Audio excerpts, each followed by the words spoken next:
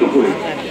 এখানে আমরা যারা মাঝে মাঝে ড্রাইভ করি আমরা দেখি যে কি পরিমাণ ভয়ানক একটি মৃত্যু যাত্রায় আমরা নিজেরা শরীর করি এবং জাতি। তাই প্রতিটি নাগরিক কর্তব্যতার একটি পর্যটন এলাকা চট্টগ্রাম একটি গুরুত্বপূর্ণ এলাকা হিসেবে সারা দেশের মানুষের যে ভ্রমণ, গুরুত্বপূর্ণ ব্যক্তিদের যে ভ্রমণ, এটা অনিশ্চিত একটি মৃত্যু যাত্রায় আমরা সামিল করি। এই মৃত্যু মিছিল আমরা আর দেখতে চাই না। আমরা দেখেছি সপরিবারে সবান্ধবে হাজার হাজার মৃত্যুর ঘটনা এখানে ঘটতেছে।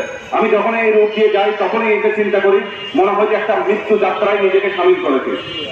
আমরা সচেতন নাগরিক হিসেবে আজকে যে এখানে দাঁড়িয়েছে এটা অনেক স্কুলে আমরা এমন একটা জাতি যে কিছু না ঘটলে আমরা কোনো প্রতিকার চাই না এবং প্রতিকার পাই না, এবং প্রতিকার পাওয়ার ওয়াইটা হয়ে গেছে আমাদেরকে শেষ পর্যন্ত ধ্বংসাত্মক কোনো কিছু না ঘটলে আমরা এটার কোনো প্রতিকারও পাই না।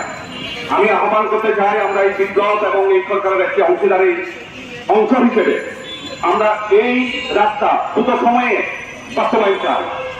এই রাস্তা বাস্তবায়নের পূর্বে আমরা বড় বড় প্রজেক্ট দেখেছি চট্টগ্রাম থেকে কক্সবাজার পর্যন্ত যে রেললাইন করা হয়েছে প্রায় 17,500 কোটি টাকার প্রজেক্ট, এটা দিয়ে 20টা-50টা রাস্তা করা, কিন্তু আমরা এটা করি নাই। আমরা মানি মেকিং প্রজেক্ট আছে, আমরা কোনো উন্নয়নের যে সুফলটা পাওয়ার কথা ছিল সেই সুফল আমরা পাই না। আমি দ্রুততার সহিত ট্রাফিক ম্যানেজমেন্টকে আহ্বান করতে চাই অতি দ্রুততার সহিত রাস্তায় ডিভাইডার করা এবং এমনভাবে রোড মার্কিং করা যাতে ন্যূনতম আমাদের যে এই রাস্তাটা তৈরি না হওয়া পর্যন্ত যাতে মানুষের জীবন এবং এখানে সুশৃঙ্খল ভাবে গাড়ি যাতে নিরাপত্তার সহিত চলতে পারে সেই ব্যাপারে পদক্ষেপ নেওয়া। এখানে সকল অংশীজনকে অংশগ্রহণ করতে হবে।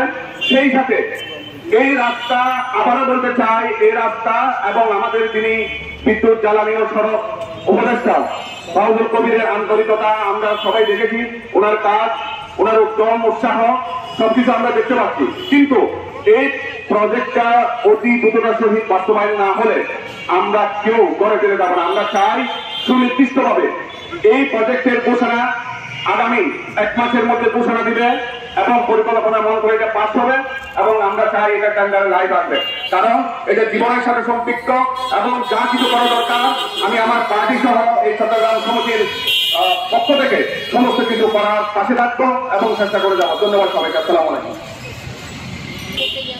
সড়ক 6 লেন করার দাবিতে আজকে ঢাকা শহর চট্টগ্রামবাসীর এই মানববন্ধনে